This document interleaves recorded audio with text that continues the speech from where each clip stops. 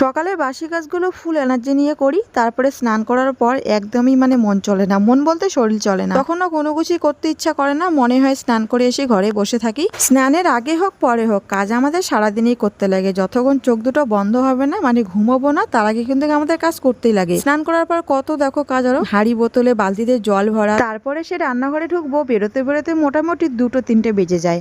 আর আজকে একটা শাড়ি পরে নিলাম, এসে নাইটিটা চেঞ্জ করে নিয়ে একটা শাড়ি পরলাম।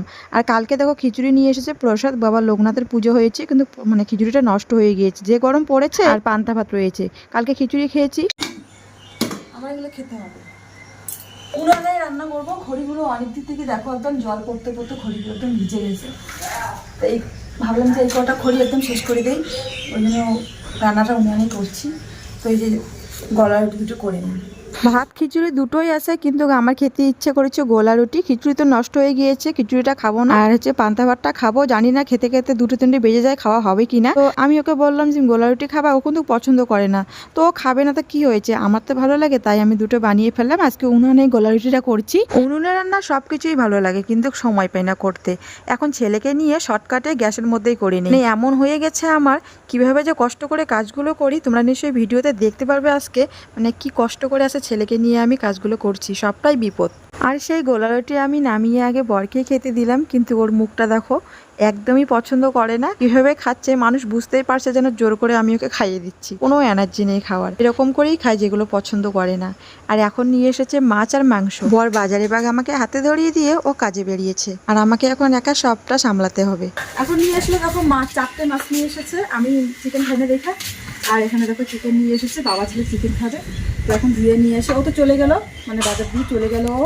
এখন এই ছেলেকে সামনে আমার নিজে একা রান্না করতে হবে। ঠিক আছে, এই 4টা মাছ আমি বললাম ডিম আছে, 2টো ডিম শুধু দিয়েছি, ডিম আলু তরকারি করি, কিন্তু ও মাছ নিয়ে এসেছে, আমাকে জানাইনি। ধুয়ে কেটে নিয়ে আসি। তো কোনো দেরি না করে আমি মাছ মাংসগুলো পরিষ্কার করতে কলে গেলাম। আর এদিকে ভাস্তিটাকে বললাম আমাকে একটু ভিডিও করে দিত, যেহেতু ব্লগটা সকালবেলা শুরু করেছি, এইভাবে তো রেখে দিতে পারবো না, একটা ভিডিওতে এন্ড আছে। আর ছেলেকে দেখো সাথে এখানে দাঁড়িয়ে আছে, ছেলেকে পাশে রেখে আমি কাজগুলো করছি। জানি একটা ছোট বাচ্চাকে নিয়ে, অন্তত আমার ছেলেকে নিয়ে আমি কোনো কাজ অন্তত কেউ করতে পারবে না, আমি কেন, অন্য কেউ করতে পারবে না।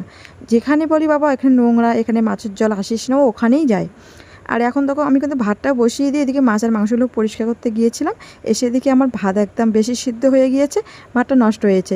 এখন বড় গামলা ঢেলে নিচ্ছি। কোনোদিন যদি ও বাড়িতে না থাকে এই কাজগুলোর সময় আমার খুবই কষ্ট হয়, বরঞ্চ ছেলেটা কষ্ট পায়। কখন যে কোন বিপদ ঘটবে কোনো ঠিক নেই।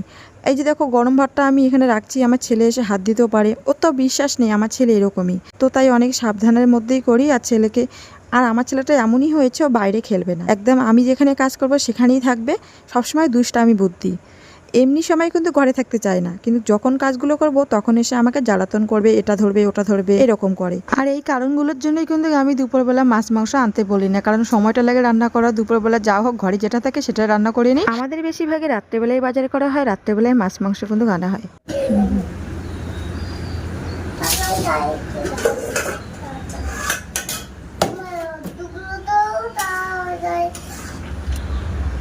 মাংস রান্না কমপ্লিট, ছেলে একদম খাওয়ার জন্য ব্যস্ত হয়ে পড়েছে, বারবার বলছে মা চিকেন। শুধু রান্না করলেই হয় না, রান্নার পরে কিন্তু অনেক চিন্তা থাকে। এই রান্নার পরে যত কাজ বেরোয়, পরিষ্কার পরিচ্ছন্নর পালা, সেগুলো নিয়ে আবার চিন্তা হয়, ছেলেকে নিয়ে কি করে কাজগুলো করব।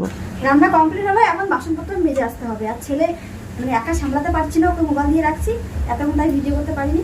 আর এখন মাংসটা রান্না করলাম, এখন ওকে আরও মোবাইল দিয়ে রাখতে হবে। তো এখন যাই কাজগুলো করে নিই, এই বাসনপত্র মাজা, গ্যাস ওকে পরিষ্কার করা করে নিই।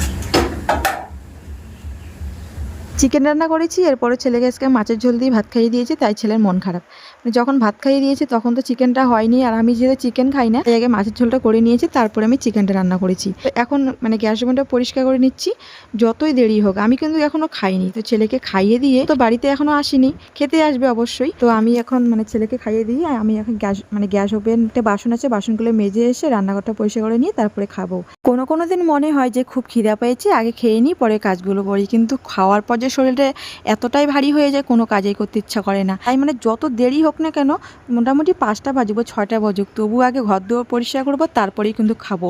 এটা একটা অভ্যাসে পরিণত হয়ে গিয়েছে। বাড়িতে এসেছে আর ছেলে পিছনে খেলনাগুলো কি অবস্থা করেছে, আর ওর ছেলেকে খাইয়ে দিচ্ছে, এদিকে ও খাচ্ছে। বাবা কি খাচ্ছ? চিকেন। বাবা ভালো, বিরিয়ানি বিরিয়ানি বলতেছে বাবা। এগুলো নাকি বিরিয়ানি। কেমন হয়েছে বাবা রান্নাটা? ভালো হয়েছে? আর থ্যাংক ইউ কেন বলছো বাবা? তোমাকে তো ভালো বলে রান্না করে খাওয়ালে আমারই ভালো লাগে। ওয়েলকাম। আচ্ছা দেখো, আজকে ভাতটা হয়ে গেছে খারাপ, এই মানে মাংসের সাথে ভাতটা খুব একটা বনতেছে না, তাই না? একদম ঝনঝনা ভাত লাগতো। এখন দেখো বেগুন ভাজা করলাম, আর এখানে পটল ভাজা করছি।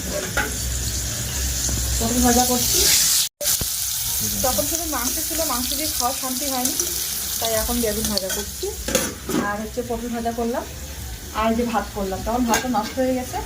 তুমি খাও তাহলে। হ্যাঁ, আমি ছেলেকে খাওয়াবো। এখন আমি খাবো এদিকে, ছেলে এদিকে মা খাওয়াবে, দীপা খাওয়াবে ছেলেকে।